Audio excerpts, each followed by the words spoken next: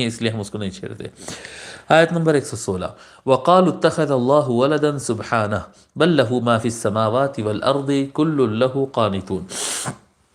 اللہ تعالیٰ فرماتا ہے وَقَالُوا اتَّخَذَ اللَّهُ وَلَدًا، اور انہوں نے کہا اتخذ اللہ ولدن، اور انہوں نے کہا اتخذ اللہ، اللہ تعالیٰ نے بنا لیا، اتخذ بنا لیا، اللہ اتخذ اللہ ولدن، اللہ تعالیٰ نے ولد بنا لیا، بیٹا بنا لیا، اللہ تعالیٰ نے بیٹا بنا لیا۔ ولد کہتے ہیں جو پیدا ہو، پیدا ہو اس کو ولد کہتے ہیں۔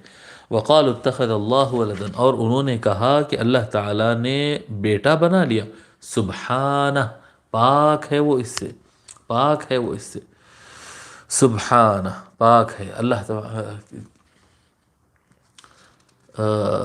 سورہ طٰہٰ کی اختتامی آیات میں اللہ تعالیٰ فرماتا ہے کہ وہ ان دعوا للرحمن ولدا، زمین دہل جائے اور آسمان گر جائے، اتنا بڑا دعویٰ ہے یہ اللہ تبارک و تعالیٰ کی طرف بیٹے کو منسوب کرنا، اتنا بڑا دعویٰ ہے۔ لیکن بولے لوگ یہود بولے کہ عزیر ابن اللہ، یہود کہتے ہیں کہ عزیر اللہ کے بیٹے ہیں، نصرانی کہتے ہیں، کرسچن کہتے ہیں کہ مسیح ابن اللہ ہے، اور اسی طرح سے بہت سارے مشرکین یہ مانتے ہیں کہ یہ جو فرشتے ہیں نا، ملائکہ، یہ فرشتے یہ اللہ تعالیٰ کی بیٹیاں ہیں، یہ اللہ تعالیٰ کے، یہود کہتے ہیں عزیر علیہ السلام اللہ کے بیٹے ہیں، یہ عیسائی کہتے ہیں کہ مسیح عیسیٰ علیہ السلام اللہ کے بیٹے ہیں، اور بہت سارے مشرکین کا ماننا ہے کہ فرشتے اللہ تعالیٰ کی بیٹیاں ہیں۔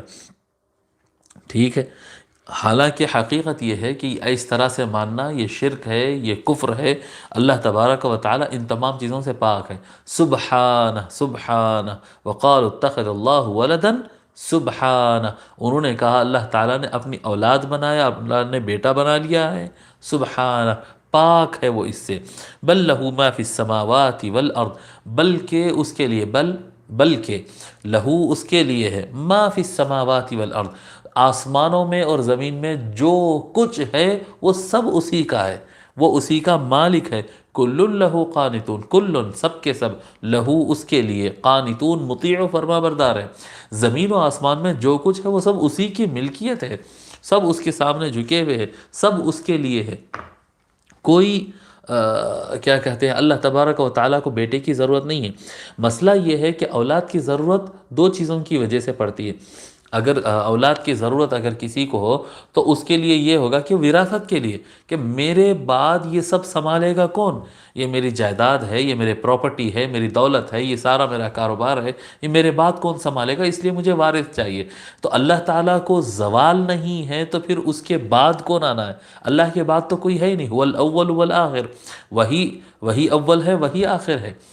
تو اللہ کے بعد کوئی شے نہیں ہے، اللہ کو زوال نہیں ہے کہ کوئی ختم ہو رہا ہو اس لیے اس کو اولاد چاہیے تاکہ یہ معاملات کنٹینیو کرے۔ اللہ تعالیٰ سارے چیزوں کا مالک ہے اور اس کو زوال نہیں ہے، اس لیے اس کو اولاد کی ضرورت نہیں۔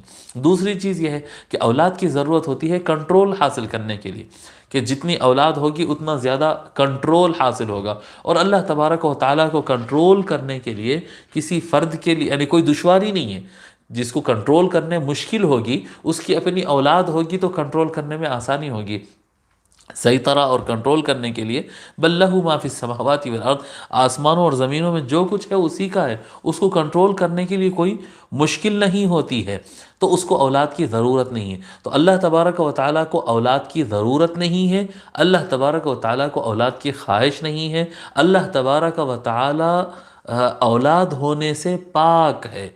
اللہ تعالیٰ کا مقام بڑھ کر ہے، یہ اولاد ہونا، باپ ہونا، بیٹا ہونا، بیوی ہونا، یہ جو ہے یہ بندوں کے صفات ہے، مخلوقات کے صفات ہے، اللہ تعالیٰ کے صفات نہیں ہے۔ یہ سارے چیزیں اللہ تعالیٰ کے حکم کے ماتحت ہے۔